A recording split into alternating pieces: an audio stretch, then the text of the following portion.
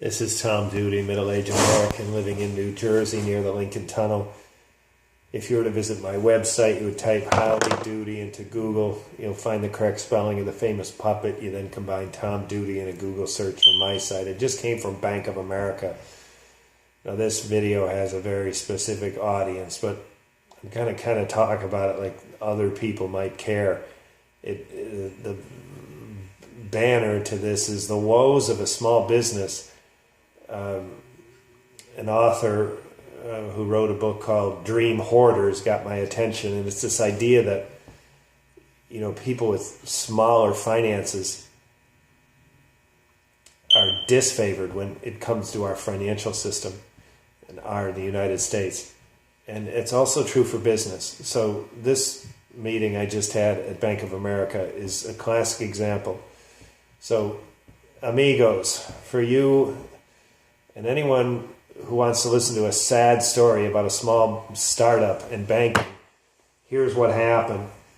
So with a business account comes a fee of, in Bank of America, $18 a month. Now I've shopped that, and it doesn't really matter where you go. It's something like that. Sometimes a little more, sometimes a little less. But Bank of America is acceptable. A number of branches in Manhattan, which is important to me, and then around the country, which is also theoretically important to us, although we have not leveraged that part. The idea is that we could possibly, we do tech support, we could possibly do receive cash payments, because we have had a number of people that are compromised in any form of electronic banking. So they could walk into a Bank of America and pay at the teller. They could do a teller deposit. Theoretically good, has yet to be realized. So because we had our eye off the ball, we had an auto pay go to get money from this account. There wasn't enough account. Bank of America covered the balance and charged a $35 fee. Now this is a huge mistake for a small company. Now our business account is $150 to a negative balance. And as a management team, we said, okay, let's make a decision come March 1st. Today is March 1st, because March 1st, another $18 gets charged. So do we shut this account down? And I was putting gentle pressure to say, let's shut it down, and we didn't. So I went in today to talk to the banker to say, okay, we didn't, so we're going to keep the account open, but maybe it could give us the $35 back. At a minimum, I want this overdraft stopped. I don't want overdraft protection.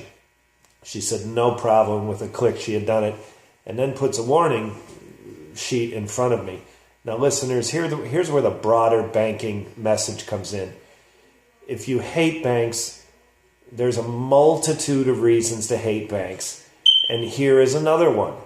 So she's going to shut off this overdraft protection. Great. However, some charges might still go through and get covered. Example 1, ACH might still get covered. Might not. Either way, if it's rejected or if it's paid, it still gets jinged with a $35 overdraft fee. In addition to that, any auto pays may. And may, literally the document says may. And I said, what about may? Is this it might or it might not? It might. This is a bank. She can't tell me whether it will be rejected or be accepted, and I find that unacceptable. So ACH might go through. Auto pay might go through. No, we get jinged on an auto pay, and the company that provides our phone service, which may never provide a phone service again, only allows you to pay through auto pay. So you got to set it up so you got to auto pay, I think. Now I'm going to challenge that because I don't want to cover another charge. But even if Vonage goes to Bank of America and there's not enough money, it gets rejected, the business still gets charged $35. Just maddening. So this overdraft protection, which I don't want, and theoretically can be turned off, it only turns off and rejects payments like an ATM withdrawal. Well, I'm smart enough to use an app, and I'm not going to stand there at an ATM and try to withdraw money I don't have. So that's an irrelevant concession. Then the other thing it will reject is any time I would swipe the card. Well, the operations of this company are foreign, so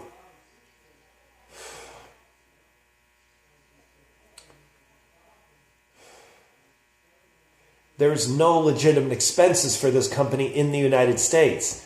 I mean, if we're big enough and maybe I made some travel and sales calls sometime, then there might be some legitimate expenses that would cover for me. But right now, that's not our gig. Our gig is 100% internet marketing. Just so frustrating. So listeners, and specifically my partners in this business, I am pushing to close this account. And unless you say keep it open, for now we're open for March, April, unless there's good reason to keep it open, I'm going to close it. Please remember this, because of the quirky banking practices of State Bank of India. I'm sending money to India through my own account. Now, I walk in with cash, I put it in my account, and then I remit to the business. This has raised the eyebrows of the administrative people, not on the business of subject of this video, but on another business. Fortunately, that business has been very steady, and we have also filed taxes, so I was able to prevent the tax returns and get the corporate, get the banking compliance team off my back. So, but nonetheless, it still looks a little suspicious. I'm walking in with cash, putting it in my bank account, and then remitting it to a business. So the reason why I do that is there are no fees associated with a personal account and free foreign remits.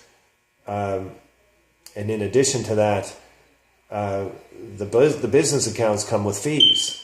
Okay, so let's pay State Bank of India instead of Bank of America. No, that doesn't work because State Bank of India doesn't have any of the services that we might need, like paying Vonage. I don't think we because you don't get a credit card or debit card. You don't get a debit card with the State Bank of India business account. Bottom line is the State Bank of India, New York, is really not a comprehensive bank. It's this little specialty bank that remits money to India, or any bank in India, not just other State Bank of India. So that State Bank of India is set up so that we will continue to put money into my name. So it sits in the business, gets accumulated, does business in the business name, and just for a short period of time, literally a matter of hours, it goes to my name and then back into the business name. And that's a sustainable, fortunately, there's one business that has gone before the subject of this video. That is one practice that's going to be able to continue. And that's a fee-free arrangement. The reason why I mention that is that if we deleted Bank of America, we lose some of these banking consumer services, like I think paying that Polish lead company,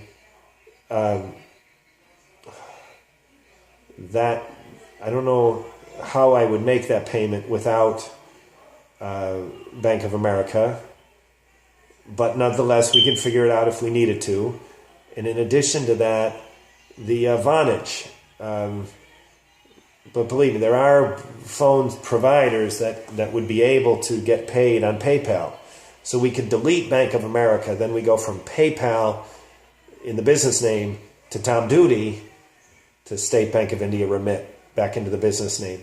So instead of going PayPal to Bank of America while it's still in the company name, then cash becomes Tom Duty back into the company name. That's the flow of money. And it's absolutely free, other than the $18 of Bank of America. Now we go from PayPal into my account, which is free. Now I get cash. And this would work for a while. Now the remits get too big. The company revenue gets too big. We can increase the frequency to weekly. And then eventually, if it gets too big, then by that point, it wouldn't matter anymore because we'd be able to probably qualify for Bank of America merchant processing, and then we get a little bit of ass-kissing, which right now we're not getting ass-kissing at all. This woman, I said, this was absolutely zero help And she said, well, thank you for coming in. I mean, she's polite, smiles, and the bank screws you. Back to the beginning of this message. So anyways, amigos, we got to make a decision on this. Banking is just a frustration. Be sure you hear this pledge. I will close that Bank of America account and reopen it and close it and reopen it 100 times to get this business off the ground. I don't care. The last we had opened it once and closed it, and then I opened it again. And when I did, I sat in front of a banker who was looking at me like, you just closed this account. And he's harassing me for closing it and opening again. Now that harassment is pure pleasure, because I had manipulated the banking rules in the favor of the company I am a part of. So I sat and smiled, and that harassment was pleasurable. Today's harassment is truly harassing, and I feel beat up. I'm just pissed. So keep in mind, please, amigos, my partners in this business, hear me clearly. I'll close it, I'll open it, I'll close it, I'll open it 1,000 times. There are no limits to how many times I'll do that. I'll sit in the bank. They have Wi-Fi now. I don't care.